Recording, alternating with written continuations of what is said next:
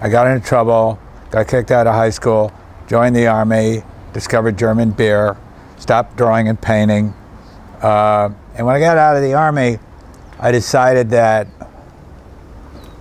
I did want to do something with my life and was unsure at that point about art, or at least being an artist. So I thought if I could get into college, maybe I could expand my horizons and discover what I wanted to do. And in my third year, or at the end of my second year at NYU, which I managed to get into without a high school diploma, I accidentally took a film production class, loved it, got hit by a bolt of lightning. I knew that that's what I wanted to do with the rest of my life. I wanted to be a filmmaker. Made a bunch of shorts at NYU that won me a scholarship and a director's contract at Universal.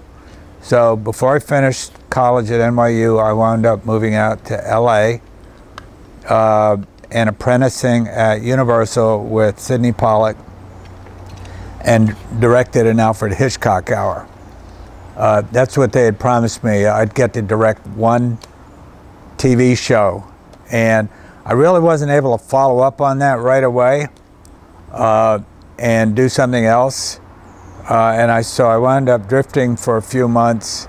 And during that time, the Beatles came and played the Hollywood Bowl and changed my life forever. I grew long hair, started smoking pot, and dropped out.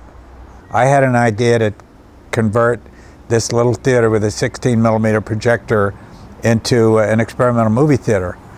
I didn't want it to be a, quote, experimental theater necessarily. I just wanted to have a little 16mm Cinematheque type theater where I could show my favorite films and favorite directors that wouldn't ordinarily get into the commercial movie theaters at that time. My first week I had a Robert Flaherty retrospective. Robert Flaherty, a documentary filmmaker who directed Nanook of the North, and I think about 8 people came to that. So the second week I had already programmed these programs and done the advertising.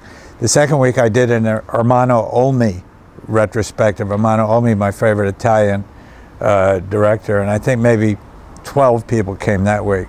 So Lippert, who owned the theater still, I was running it and programming it, and I was doing all the advertising, but Lippert was taking the losses, and he was beginning to worry. And I'd already programmed the third program, which was called The Best of the New York Underground, and had people like Stan Van Der Beek and Brakhage and people like that, shorts from people like that.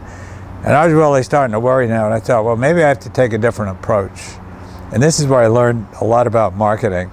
I called the LA Times, I said, forget that ad, I'm going to come up with a new ad for this program. And I came up with the idea, Acid Film Trips #1. And that week we had lines going all the way around the block, and kids coming in who were loaded, wanting to see something that would get them more loaded on the screen. And the great thing about it was that they really appreciated and got the films, because they weren't looking for a linear narrative experience in a movie. They were looking for something that would expand their brains a little bit while they were already a little high. And it was great. Anyway, we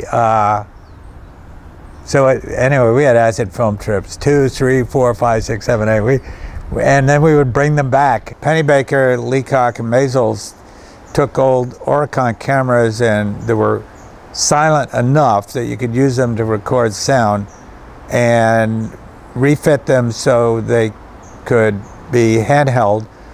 There was a lens that was invented around that time called an ingenue zoom lens, and there was a sound company called Nagra that invented a little magnetic sound. All of those developments occurred in the early 60s, and so the Maysles were doing films like Primary and Cuba C, and I thought those films were really exciting, and my desire was to combine that freedom with narrative storytelling.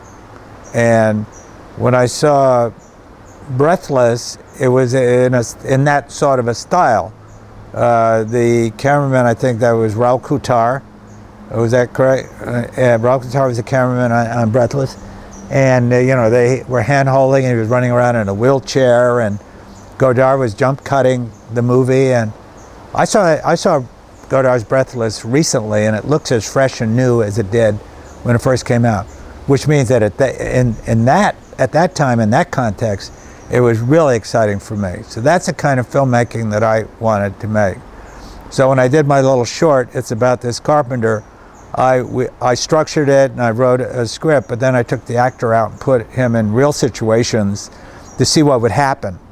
For example, there was a St. Patrick's Day parade, and so I wanted to get him crossing through the St. Patrick's Day parade.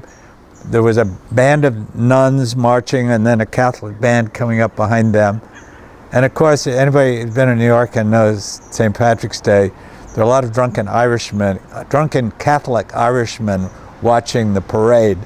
And they took offense to this guy with a beard and carrying a cross on his back running through their parade. And there was a mob.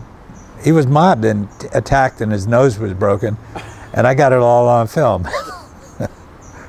So, actually I didn't get it all on film because we did run to his rescue, but I had got enough wide shots on film that I was able to go back the next week with a small group of friends and shoot inserts to get the actual fight and him getting hit. And so it was experimental in that sense, and it was a lot of fun for me to do.